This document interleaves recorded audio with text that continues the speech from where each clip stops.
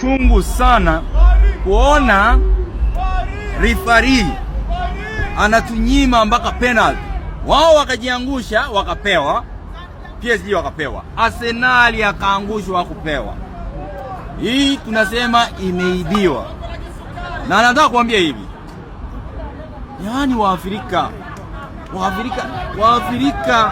unachoma mpaka majuu. Sasa huyu jamaa anachoma pena amefanya tumelose. Huyu sasa yani anachoma aje? Yani analipwa. Yani corruption nafikiria Afrika itaisha kweli? Ikiwa jamaa anaweza pewa shilingi kidogo hivi anauza bao. Hii ni yule alinunuliwa. Wafuasi wa Arsenal hii tumechezwa. Lakini mahali tumefika sio rahisi. Wala ambao walikuwa against us, mnajua ni kina nani? Adui ya Arsenal ni mmoja, ni Man U. Na nataka kuambia the game has been amazing, enjoyable. Arsenal, we don't play to win. We always play to enjoy the game. And what you witnessed today, we didn't want to take all the leagues. Tuliwaachia hii kwa sababu tulishinda ile. Na pia tuliona tukishinda hii Kenya ingekalika. Unaona venye baba alifariki, aliafu kuzikwa within, ilikuwa 3 days ama ilikuwa how many days? Ilikuwa siku ngapi? 72 hours. Hata Arsenal ingeshinda, economy ya Kenya ingesimama.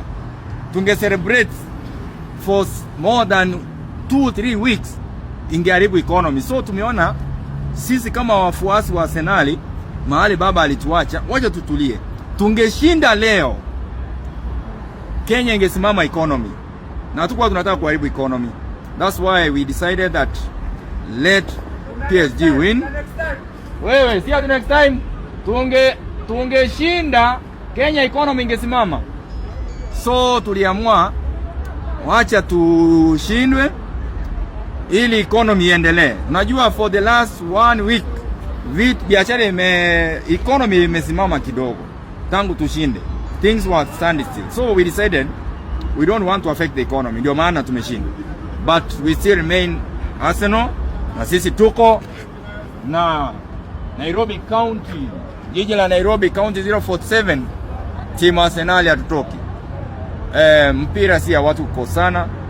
Man U tunawapenda, PSG tunawapenda, najua nyinyi ndio mlikuwa against us. But we shall live to fight another day. Hii ni mnoma.